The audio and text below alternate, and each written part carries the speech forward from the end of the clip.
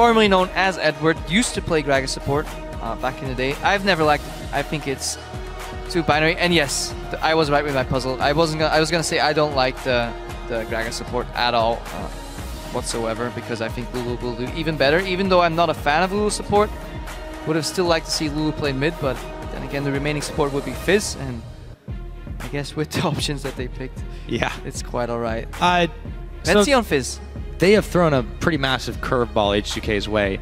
Betsy on Fizz is the most normal thing, but you know, enough about that. Before we hit the Rift, we're gonna go ahead and take a closer look at this matchup that is sure to be a crazy one.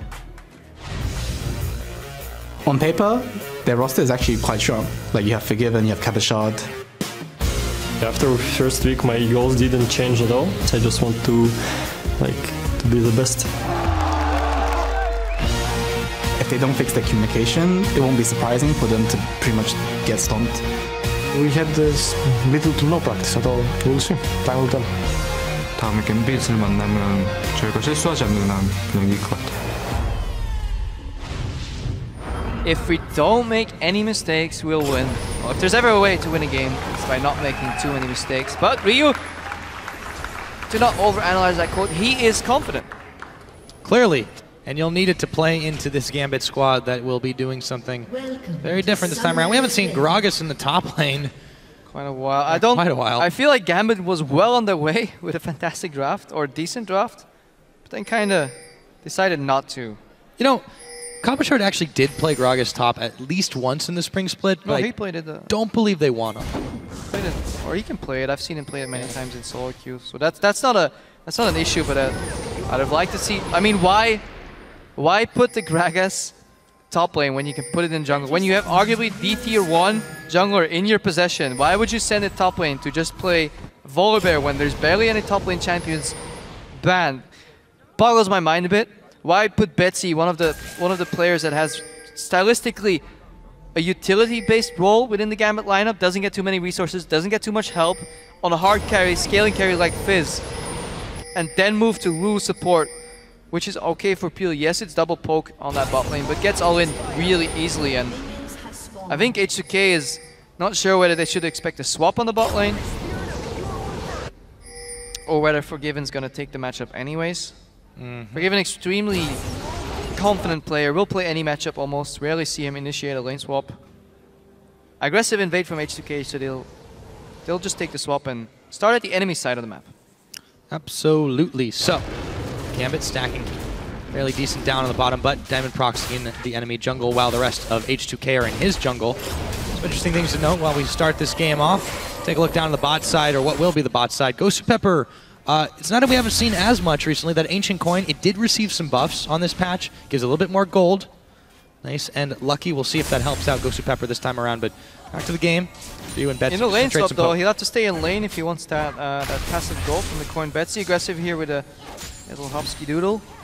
You're not too phased. There's a door in the swing there. Betsy sitting on a flask, so generally in flask matchups you want to stay 1v1 for the longest time, because then you can slowly sustain and out-sustain your opponent.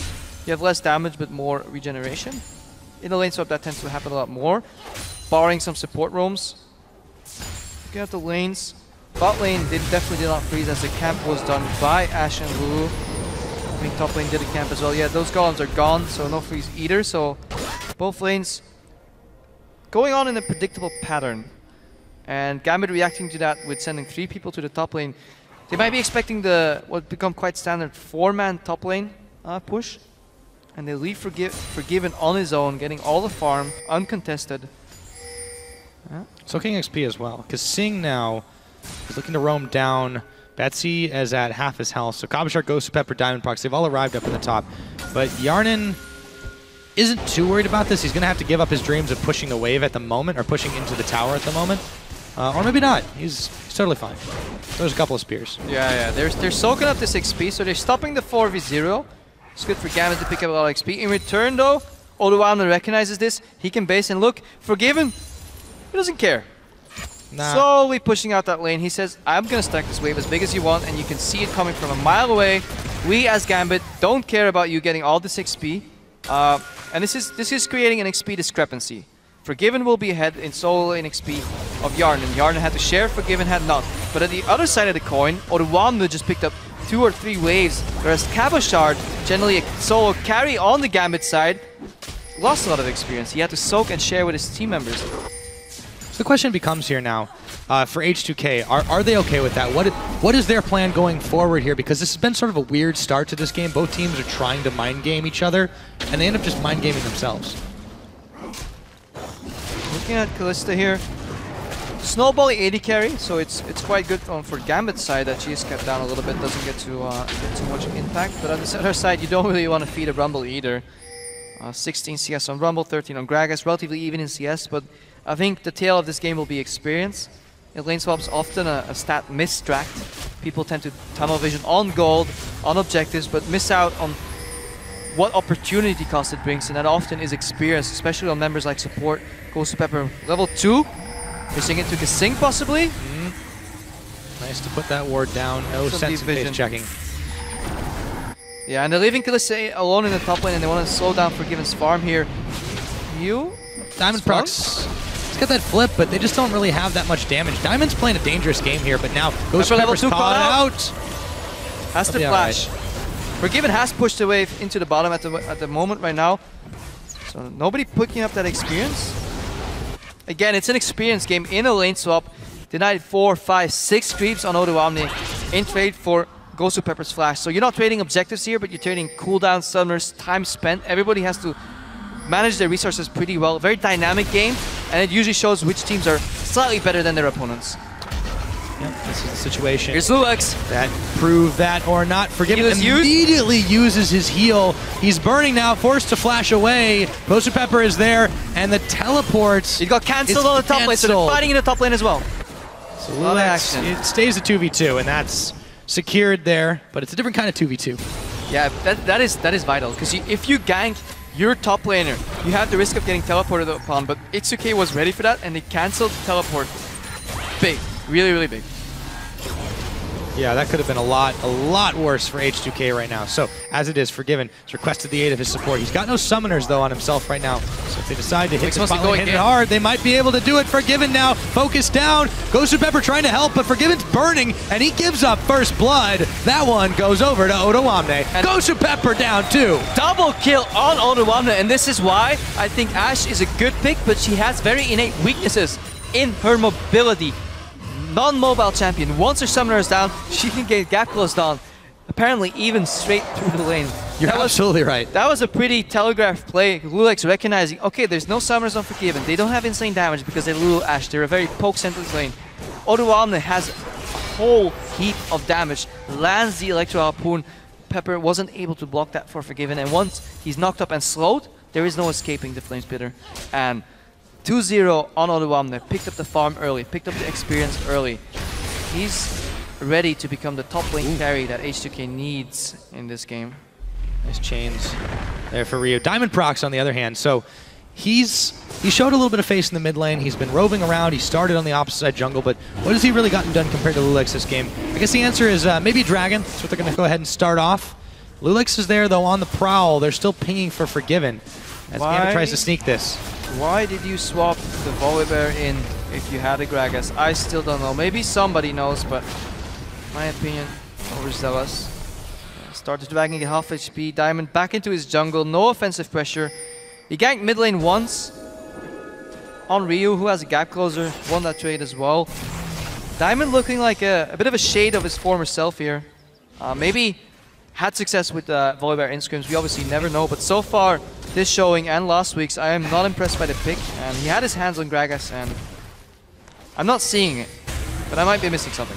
Well, he's letting it slip through his fingers just because he hasn't really favored these 2 Volibear picks. It's leaving us scratching our heads. Diamond procs in this opener on week 2 here, or in this game on week 2. He just hasn't gotten quite as much done. We'll see if that changes, but still troubling for Gambit Gaming. Yeah, Kasing and Lulex hovering in the river, putting some pressure on both mid lane. Betsy goes in a bit too deep, has to go left. Probably make his way out, but we saw whenever Lulex and Kasing hover out of sight, Poke just misses, very barely, so I can continue my point. Forgiven and Edward have to play passively. Whenever Lulex has the threat of closing into that lane on the bot lane, they have to back off and let Rumble farm, so good pressure there. Didn't really translate into anything, but H2K is controlling his game, and it's always showing in the gold, Pyra. Yeah, and I feel like this is the game that they like to play.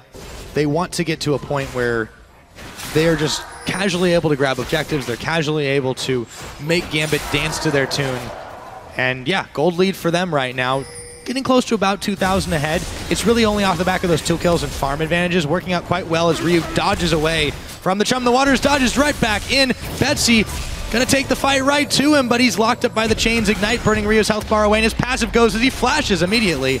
Meanwhile, Tower's taken up top. Yeah, he was afraid of Betsy flashing offensively, putting some damage out that he couldn't flash out of anymore. Spec flash from Ryu, not quite sure if it was necessary.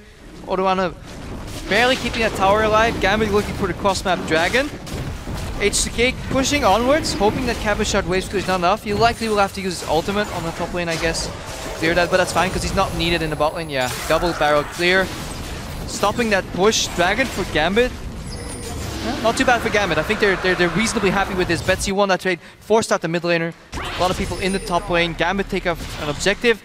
They're ready to swing that gold even closer. Yes, it's a 2.8k lead, but tower on the bot lane is at about 10 or 15%.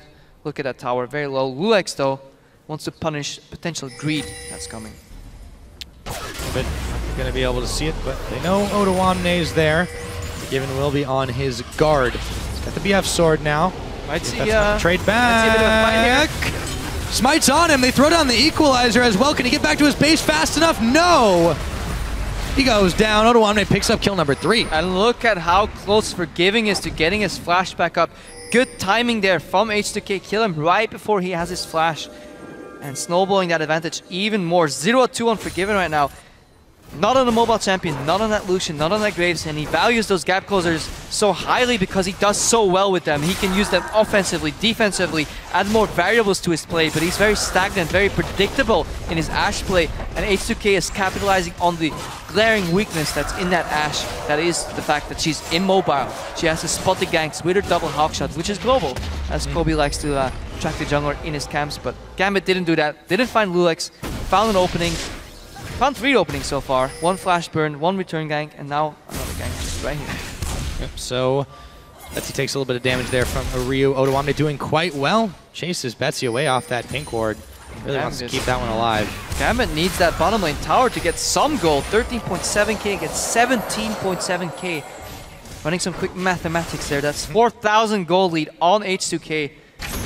12 minutes in the game. Here's the arrow. Enchanted Crystal Arrow is a-flying, but it won't go anywhere except across the map. Lulex sees it whiz by. H2K still unperturbed by this. They're going to keep on pushing in the mid. And that's what you want to see if you're H2K right now. If Gambit has to resort to desperation arrows, that means that the pressure is putting Gambit in an uncomfortable position. They don't have the wave clear here. Lulu mid lane could have cleared that. Not Lulu's support though, however. And Betsy, with so many people there, he has to back off. Another tower goes down. H2K, 3 towers to 0. Yeah, they're doing fantastic controlling this game, but Gambit, they just don't really have an answer. Diamondprox was hanging out in the brush, but he's spotted out by the timely Scrying Orb. So, another ward down now. H2K, they just keep pressing their advantage across the way. That tower in the bottom, as you mentioned, it still hasn't gone down, and Gambit can't safely take it. Forgiven had to move from the bot lane to the mid lane, which leaves a very stacked wave that, again, Ryu can just clean in 2 distortions, immediately push that back, put back the pressure. Where Gambit is slow in their wave clear, pushing it out slowly, step by step by step. H2K can reap the benefits from that time spent from Gambit, clean that wave immediately and push it out. They're moving Betsy to the side lane to become that split push fizz that we've seen before, but it might be a little bit too late. 0-0-0 on Betsy, and he'll need some solo kills right now on this lane if Gambit has any hopes of calling back. But let's not forget, Rocket did it last game. It's very true, but Ryu has been giving Betsy a bit of trouble. I would say yes, they've been able to trade out, but Ryu's not going to give him an opportunity to really push this wave. I feel like he's wasting time down there. H2K realizing that tier 1 towers are down, Dragon is down, and they have no option to really siege on tier 2s. Instead of pushing this lane back like I said earlier, they're denying more waves by slowly freezing it and then blowing it up right before it hits the tower. Still keeping that tower alive. Betsy, again, this is what they call panic plays. That arrow from Forgiven earlier was similar to Betsy's ulti. Yeah, it might hit, but there's a very low chance, and if your enemy is prepared for a hit, you're just opening up for getting countered. Betsy now has no ultimate, so Gambit He's going to have to make making anything happen.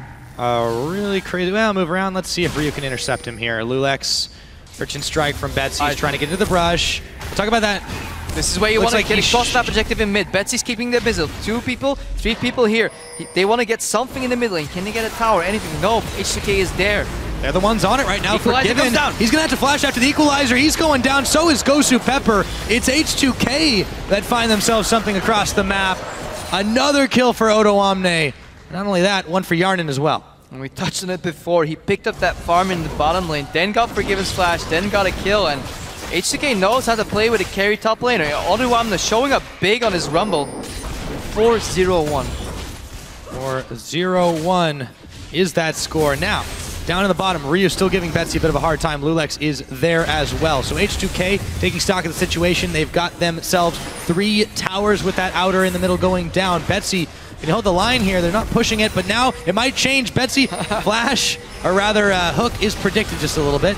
And Chum the Waters onto Lulex. Betsy's looking to finish a kill off here if he can. Wild Gross on him. Kasing, in comes the barrel as Cabochard picks up a kill. Diamond Prox meanwhile in the brush duking it out with Yarnin. Betsy will find Ryu, and Gambit have gotten back into this one with a double kill now onto Cabochard. That went about as wrong as it could for H2K, and I think a little bit overzealous by Kasing, wanting to show that he could predict Betsy's dodge pattern. Flashed in aggressively on that tower.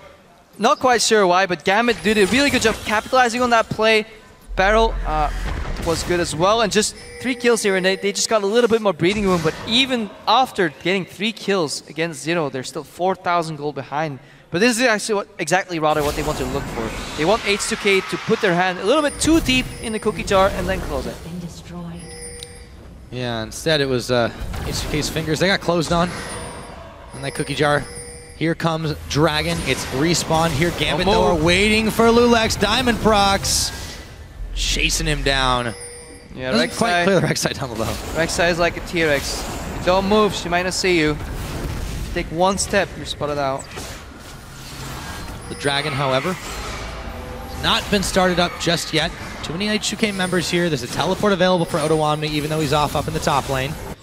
That's an advantage over on Cabochard. He can't afford, well, he can't really get involved if he goes up top. And if there's one champion you do not want to start a Dragon contest or fight against, it is a 4-0 level 11 Rumble with a very Magic Pen focused build. He has the Soak Shoes, he has the Abyssal Scepter finished just now as well. He has so much magic resistance reduction and penetration, rather, and he will blow up carries. I don't think anybody on Gambit's side has even enough magic resistance to come out positive.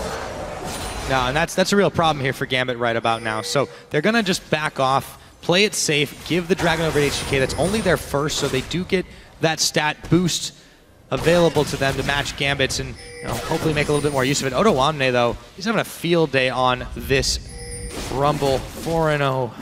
It's just a crazy score to start out, but this is the guy. I mean, Odo Omne has the largest share of damage for a top laner on any team in the European LCS, and now we know why. Yeah, I'm just quickly double checking. I think Odo Omne is dealing true damage to every member on Gambit right now on Magic, and look at that Flame Spitter. Yep, throws down the equalizer's not going to connect, but Ryu says that's just fine. I'll clean it up. Grabs himself his first kill, and Diamond Prox is knocked away from it all. When a Rumble at this point in the game is dealing true damage to you, you don't want to fight, but Gambit's only way back into this game is somehow getting a pick, getting somehow a fight, because all the pressure is on H2K's side right now. Gambit will look to try and reverse that, but all starts with maybe getting a pick. Diamond Prox just can't catch the Rek'Sai. Yeah, she just tunnels out every time. Gambit still trying to catch this tier 2. Arrow prompted and ready, but if it connects at any distance greater than a screen, it gives H2K enough time to poise and get ready for the fight that they're inevitably going to win anyways. If it connects any slower, the stun is not going to be that high, so a bit of a catch-22 here for Forgiven. Really hard to use that arrow. In the worst case, Kasing can even take it and get Fate called out and just survive it that way. H2K looking to roam between the lanes. They don't want to give an even fight against Gambit. Just uneven numbers, make a pick in the rotation. Let's take stock where the game's at, though, because we're approaching the 20-minute mark in about 1 minute and 15. Then Baron will become available, but H2K, they still got this solid lead. Kasing still trying to scare him out with the Lantern toss out. Looking at the 280 carries, because this was You know, we did see the lane swap from H2K, but I don't think it was for fear of Ashe this time around. Forgiven, 0-3-1, he's not really been extremely effective on this Ashe. He's been able to wave clear, and that's about it, to be honest. I'm not quite sure what prompted it. Could have been a predictive lane swap as well. Ashe Lulu is a very poke-heavy lane, but Hjarnan and Kasing are not afraid to 2v2. They came out with some bold statements as well, thinking they were amongst, if not the best bot lane in the scene right now. Haven't really had the opportunity to show that too much. Forgiven obviously wasn't afraid to play that 2v2 because he went down bottom with Gosu Pepper, but lanes didn't happen. H2K macro, a very strong macro level team, has a really good 10 to 20 minute spike into the game with a lot of objectives. Not quite this game because they took all their objectives before 10 minutes. Yeah, and Gambit on the other side I feel like is a team that's still struggling to kind of find its new identity with Forgiven. You can't afford to make these mistakes and give up these objectives to a team like H2K because even if they, arguably underperformed, they definitely underperformed last week, they will not so easily give those kinds of things up. And Gambit is finding that out the hard way. Yeah, I'm still so curious why Gambit decided to change up their draft.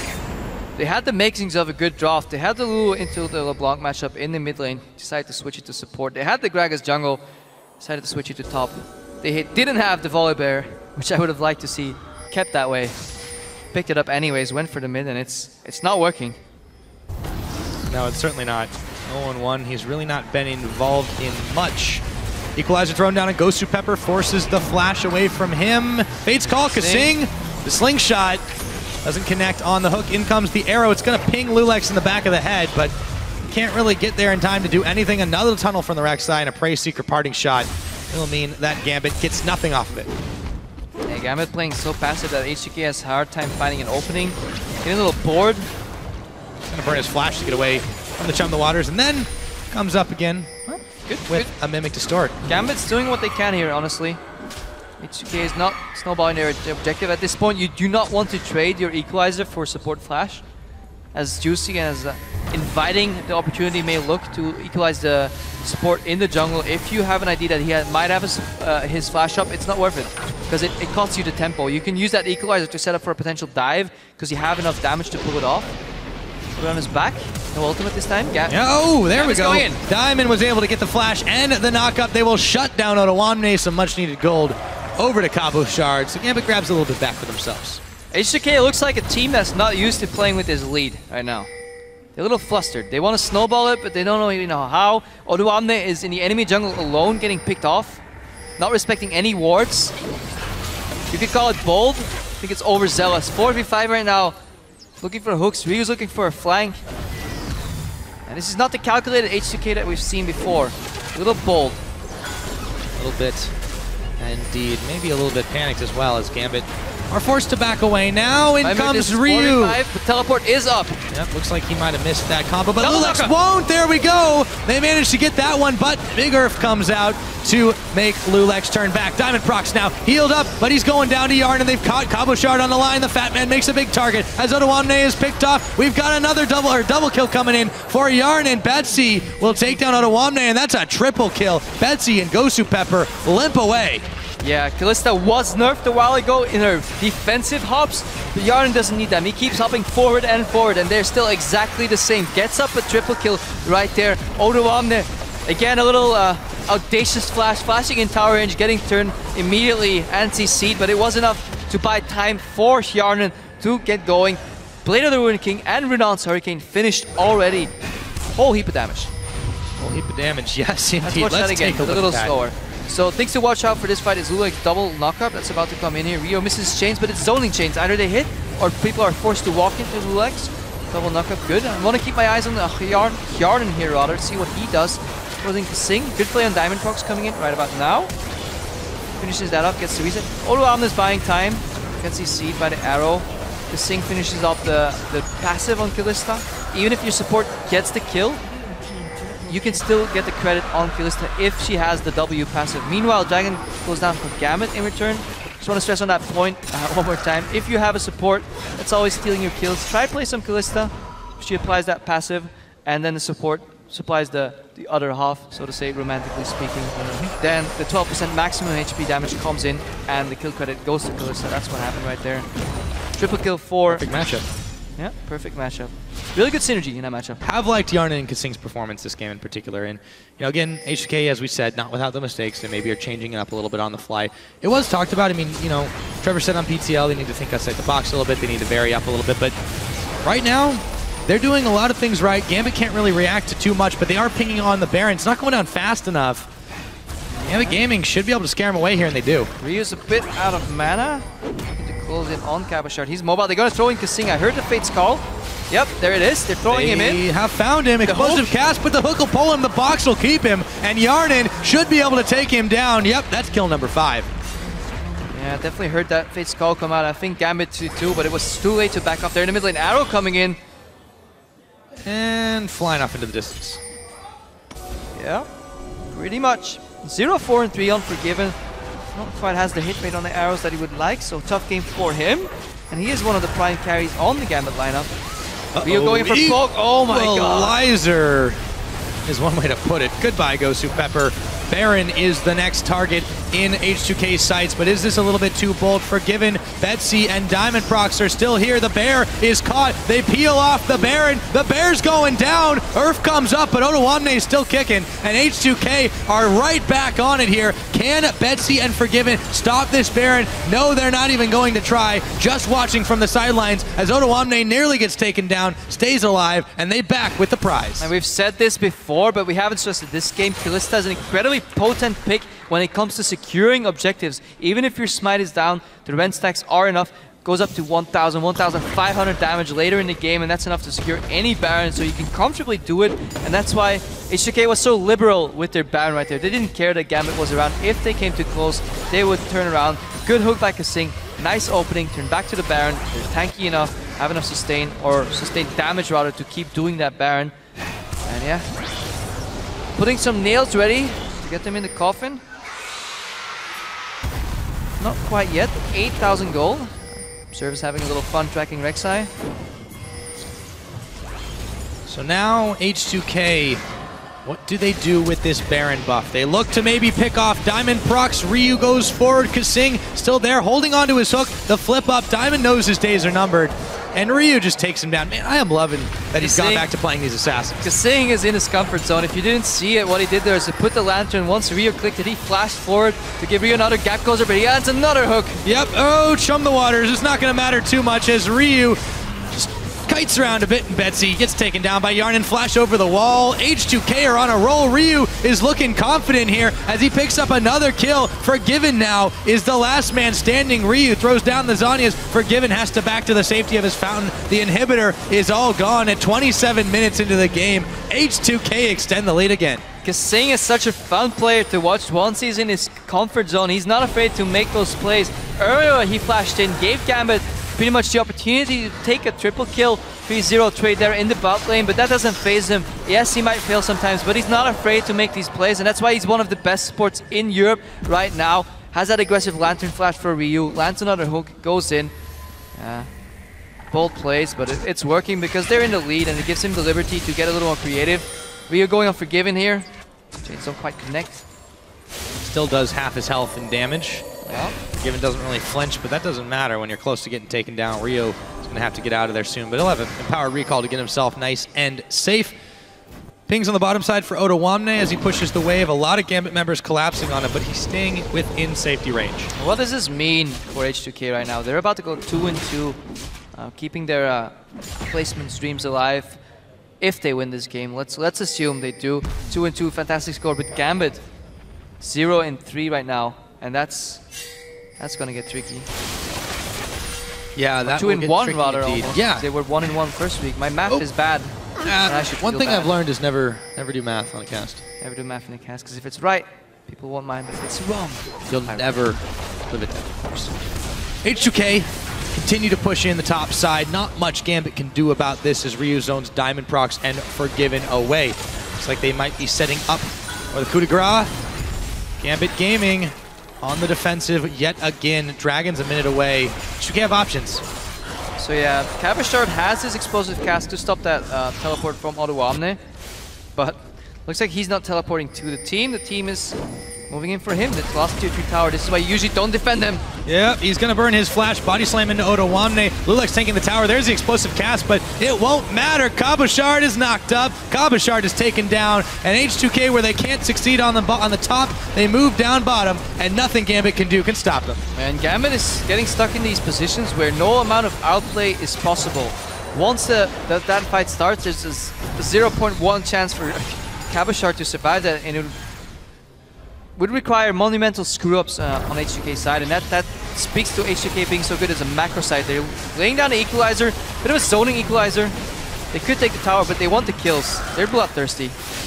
Yes, they are, so they will first get that one turret. Diamondprox has to head back to base, but they've not got much time left in this game. Gambit, here comes the Crystal Arrow. It hits Yarnin. He should be able to kite back if he wants to. Ryu, though, is in the middle. He pops his clone, or he gets his clone popped, I should say, as Lulex gets a massive knockup and a triple kill again, going over to Yarnin. That is going to be yet a quadra kill. The Nexus turrets melting after all of that. The pressure was just too much, and H2K are knocking on the door. 30 minutes into the game, they have managed to take down Gambit Gaming and open their split at 2-1.